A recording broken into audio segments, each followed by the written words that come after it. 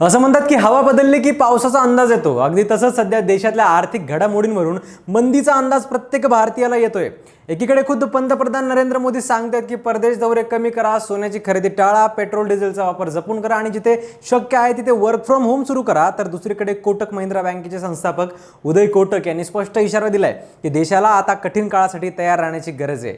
हे सगळं पाहता एकच प्रश्न मनात येतो, भारत खरोखरच मंदीच्या उंबरठ्यावर उभा आहे का? आणि जर हे आर्थिक वादळ आलंच तर मंदी आल्यावर नक्की काय करायचं?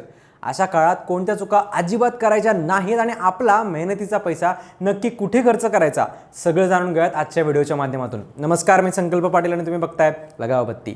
पैसा हा अर्थव्यवस्थेच्या शरीरातला रक्तासारखा असतो। जोपर्यंत रक्त प्रवाही आहे तोपर्यंत शरीर निरोगी, आणि एकदा की प्रवाह संपला मग मात्र सगळंच थांबतं।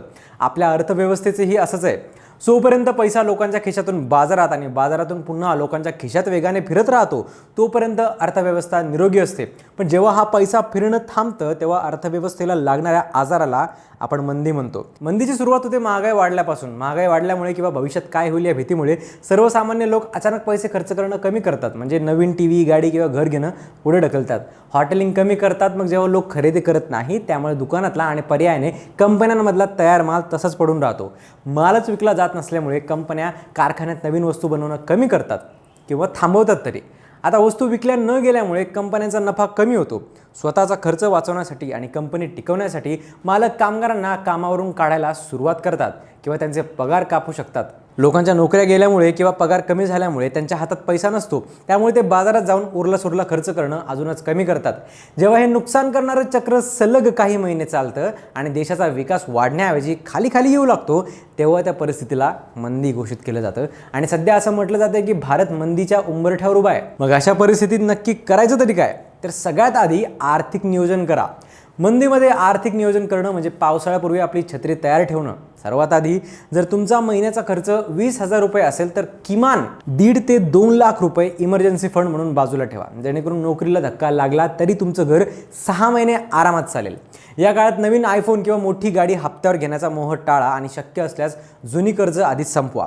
अचानक दवाखान्याचा मोठा खर्च येऊन तुमची सगळी बचत संपू नये म्हणून स्वतःचा हेल्थ इन्शुरन्स नक्की काढून ठेवा। दर आठवड्याला बाहेर हॉटेलमध्ये जेवण्यासारख्या हौसेच्या गोष्टींना मुरड घालून फक्त अन्न, वीज बिल आणि मुलांचं शिक्षण या गरजांवर लक्ष द्या। आपले सर्व पैसे फक्त एकाच ठिकाणी न ठेवता सोनं, बँकेची FD आणि चांगले शेअर्स अशा विविध ठिकाणी विभागून ठेवा। दुसरं म्हणजे गुंतवणूक। आता जेव्हा मंदी येते तेव्हा शेअर बाजार वेगाने खाली येतो। अशा वेळी अनेक गुंतवणूकदार घाबरून आपले शेअर्स किंवा म्युच्युअल फंड विकून टाकतात, ज्याला पॅनिक सेलिंग म्हणतात। हे करणं म्हणजे स्वतःहून आपलं नुकसान करून घेण्यासारखं आहे। समजा तुम्ही एका चांगल्या कंपनीचा शेअर 1,000 रुपयांना विकत घेतला आहे। मंदीमुळे त्याची किंमत 700 वर आली। आता जर तुम्ही तो शेअर विकला तर तुमचं 300चं नुकसान फिक्स होईल। पण जर तुम्ही तो तसाच ठेवला तर मंदी संपल्यावर त्याची किंमत पुन्हा 1,200 वर जाऊ शकते। शिवाय मंदी म्हणजे शेअर मार्केटमध्ये लागलेला सेल असं म्हटलं जातं। ज्या कंपन्या मजबूत आहेत, ज्यांचे शेअर्स या काळात स्वस्त मिळतात, त्यामुळे पैसे असतील, तर अशा वेळी नवीन गुंतवणूक करणं फायद्याचं ठरतं। शिवाय मंदीच्या काळात आपला सगळा पैसा एकाच ठिकाणी गुंतवणं धोक्याचं असतं। आता समजा जर तुम्ही तुमचे 1 लाख रुपये फक्त शेअर मार्केटमध्ये लावले आणि मंदीमुळे मार्केट 20% पडलं तर तुमचे थेट 20,000 कमी होतील। या उलट जर तुम्ही हेच पैसे विभागून 40,000 सोन्यात, 30,000 बँकेच्या FD मध्ये आणि फक्त 30,000 शेअर मार्केटमध्ये असं ठेवले असते तर तुमची मुद्दल जास्त सुरक्षित राहील। अशा वेळी जरी शेअर बाजार खाली आला तरी मंदीच्या काळात सोन्याचे भाव सहसा वाढतात आणि FD वर नक्की व्याज मिळत राहते।